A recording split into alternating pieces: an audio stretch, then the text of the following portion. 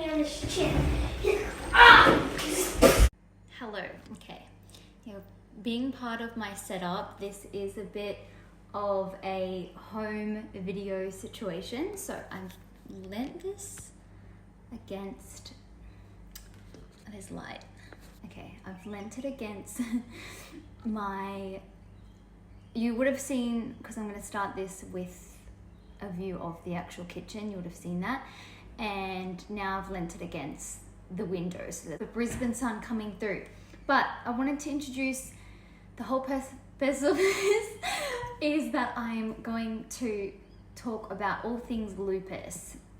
I don't think it's recognized, hardly anyone really knows it exists. What is it?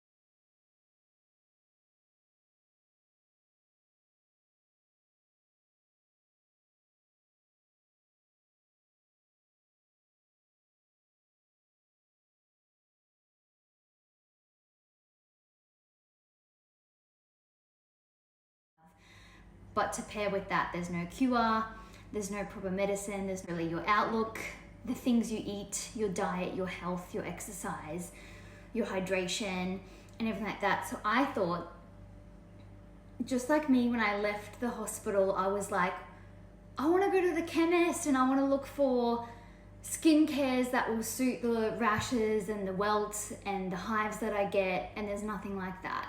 The medicine you take actually disimproves your eyesight, it can bring on dizziness. So even though that's good for blood clotting, it's a blood thinner, there's other reactions to it. So it kind of contradicts a lot of the time, and that's the struggle with lupus. And then a lot of people don't know what it is, but it's autoimmune disease.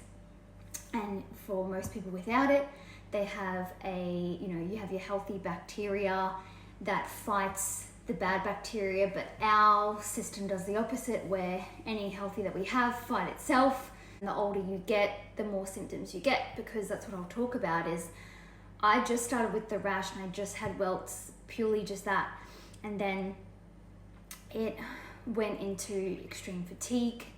I got hives, dizzy, I felt faint, I'll have headache spells, I will feel like I can't even get out of bed. And the things I had to do to fight that, because I think when you go into the hospital, especially if you were to have like a victim mindset and they tell you like, you're going to be fatigued, you're going to want to sleep for 20 hours a day. If you're someone with that mindset or that outlook that is already a negative one, that type of direction, it can lead you to that you're just that's where you're going to go. These are the symptoms you're going to have, so that's how you're going to feel. But really it's fighting that. It's about your mindset and changing it. And if you're fatigued, get your running shoes on and go for a run.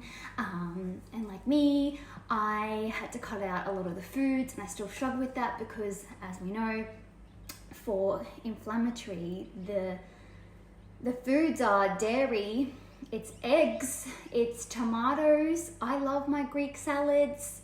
So this channel is to chat about everything that you'll face with lupus, and also coming up with strategies, but things you can do that will actually benefit lupus and that will make the fatigue go, build your energy up, get your energy back, and motivate you. You can just live normally with lupus. You won't know if you saw you on the street. That's why a lot of people don't know about it. But then there is the struggles and the symptoms, and it's about how to live with that. But not only that, how to feel okay with them when they come on. Because for me, I get really bad joint pain, arthritis, and I can look all good on the outside, but I'm struggling. My hands are aching, my legs hurt, it's a pain, and the fatigue, especially when you're a mum. So I want to kind of combine where I talk about all the things that have happened. So I can cook, and then we can talk about everything like that. And eventually I'm going to get into story time. So I'm going to do this once a week. and then we can get into story times. I'm going to tell you all the kooky stories that Katie has gone through over her years. My dad got me compression gloves.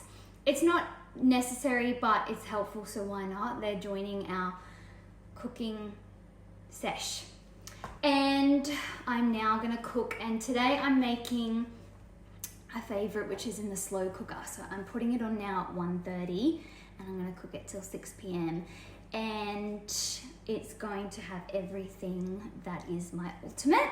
So you're gonna have to start loving vegetables. You're gonna have to start loving vegetables and salads, and you're gonna, okay, we're gonna make it yummy because you can still make it saucy with lots of vegetables. I've got zucchini, broccoli, carrot. Let's get into that now.